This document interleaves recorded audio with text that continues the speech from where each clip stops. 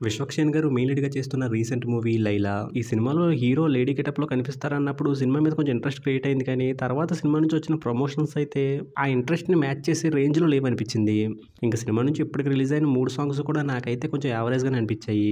ఇంక పెంచల్ దాస్ గారు పాడిన పాట వినడానికి బానే ఉంది కానీ, ఆ లొకేషన్స్‌కి, ఆ డ్రెస్సులకి, ఈ సాంగ్‌కి ఎందుకో సెట్ అవ్వలేదనిపించింది. ఇంక సినిమా ట్రైలర్ రిలీజ్ అయ్యాక ఈ సినిమా మీద ఇంట్రెస్ట్ క్రియేట్ అవుద్దేమో అని ట్రైలర్ కోసం వెయిట్ చేస్తూ ఉంటే ఈ రోజు ట్రైలర్ అయితే రిలీజ్ అయింది. ఇంక ట్రైలర్ చూసాక నాకైతే అసలు పాజిటివ్‌గా అనిపించలేదు. ట్రైలర్ స్టార్టింగ్‌లో హీరో ఏదో ప్రాబ్లమ్స్‌లో ఉన్నాడు. ఆ ప్రాబ్లమ్ నుంచి తప్పించుకోవడం కోసం లేడీ గెటప్ ఏస్తాడని చెప్పినప్పుడు కొంచెం ఇంట్రెస్టింగ్‌గానే అనిపించింది. ఇంకా గెటప్ ఏసుకున్నాక ఏదో వింతగా చేస్తాడేమో అనుకుంటే ఒకలాంటి పనులు, ఒకలాంటి మాటలు మాట్లాడడం కోసమే లేడీ గెటప్ ఏసుకున్నట్టు ట్రైలర్‌లో అయితే చూపించారు. అదైతే నాకు అస్సలు బాగా అనిపించలేదు. ఇంక ట్రైలర్‌లో ఎక్కడ కూడా విశ్వక్షేణ్ కనిపించినట్లేదు. ఆ లేడీ గెటప్‌లో బూతులు మాట్లాడటమే సరిపోయినట్టు అనిపించింది.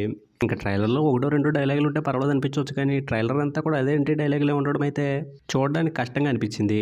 హీరో ఏదో లేడీ గెటప్ ఏస్తే విలన్స్ అందరూ హీరో వెనకాల ఎందుకు పడతారనే విషయం అయితే నాకు అర్థం కాలేదు.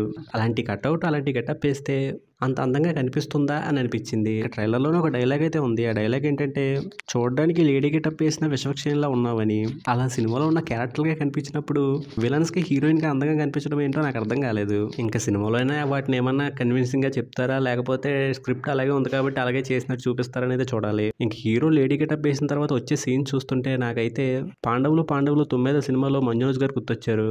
అందులో కూడా మనోజ్ గారు లేడీ గెటప్ వేస్తే విలన్స్ అందరూ వెంట పడతా ఉంటారు. అది ఆ సినిమాలో ఒక పార్ట్ అయితే ఆ పార్ట్‌తోనే సినిమా తీసినట్టుగా ఈ ట్రైలర్ చూస్తే అనిపించింది.